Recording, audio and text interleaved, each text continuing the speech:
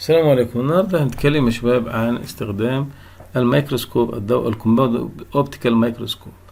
هنشوف دلوقتي اجزائه، فبيوريني الاي بيس والبروجيكتيف واللينسز والستيج واللايت سورس والارم اللي بشيل منه الميكروسكوب والفوكال ادجستمنت اللي بظبط منه الصوت. لو احنا شفناه في المعمل زي ما انتم شايفينه كده، ده بيسموه باينوكلر او ميكروسكوب ثنائي العينية. لو شلناه وحطيناه عشان نشرح اجزائه هتلاحظوا معايا الاتي. انا حطيته على البنج اهوت، بفك الفيشة بتاعتي بحذر كده واوصلها في مصدر التيار الكهربي. براعي طبعا ان تبقى الفيشة ثلاثية عشان الارضي زي التيار. ابدأ ابص دي علبة الشرايح بتاعتي زي ما شايفين مترتبة مكتوب عليها كل انواع الشرايح، حاجة جميلة جدا منظمة. كل دول بلومكبس بشد واشوف انواع الشرايح زي ما انا راصصها عشان ما تبص او تتقلب. بعد ما اشد اناقي شريحة معينة انا عارفها وكاتب عليها ليبل،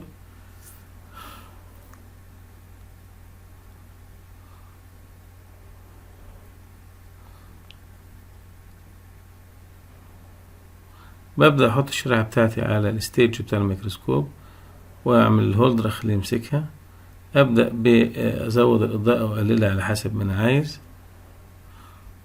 تمام، السلايدر اللي انتم شايفينه الاضاءة بتزيد او بتقل. بظبط بعد الشريحة بالستيج عن العدسة عشان البعد البوري. ابدأ من فين اللارج ادجستمنت او اللارج كورس ده اللي هو العجلة الكبيرة ده، اظبط اطلع الشريحة وانزلها عشان اقربها وابعدها من العدسة. بعد كده لو قربت او الصورة وضحت ببدأ بقى احرك بالفاين ادجستمنت الصورة عشان اوصل لاوضح صورة وتديني صورة رايقة الريزولوشن بتاعها حلو وتبقى واضحة.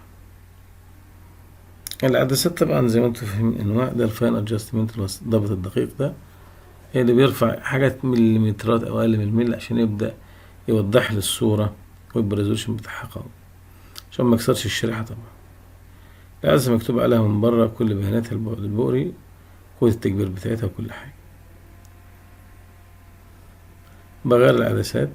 طبعا احنا عدسات في الميكروسكوب بتاعنا اقل عدسة اللي هي العدسة الحمراء 10، وبعدين الصفراء اللي هي قصدي الحمراء اللي هي 4، والصفراء اللي هي 10، والخضراء اللي هي 40، والبيضاء اللي هي الاويل اميرشن او العدسة الزيتية تكبر 100 مرة.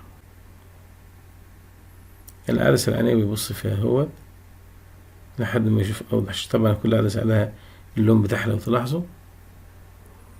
كل ما يكون تكبر كبرت كل ما العدسة قريبة جدا من من الشريحة بتاعتي او الحاجة اللي هشوفها عشان تبقى الصورة واضحة. خلصت افصل التيار الكهربي، الف السلك تاني عشان احافظ عليه. ابدأ الف الميكروسكوب واعينه وارجع الشريحة مكانها، وده طبعا افضل حاجة زي ما انتم عارفين عشان احافظ على الميكروسكوب واحافظ على الشرايح بتاعتي. الشريحة طبعا لو انا مش هستعملها بحطها في صندوق النفايات عشان تتعدم. وبكده يبقى خلصنا شرح الميكروسكوب. أرجو تكونوا استفدتم، وإلى اللقاء في الحلقة القادمة إن شاء الله. والسلام عليكم ورحمة الله وبركاته. Thank you.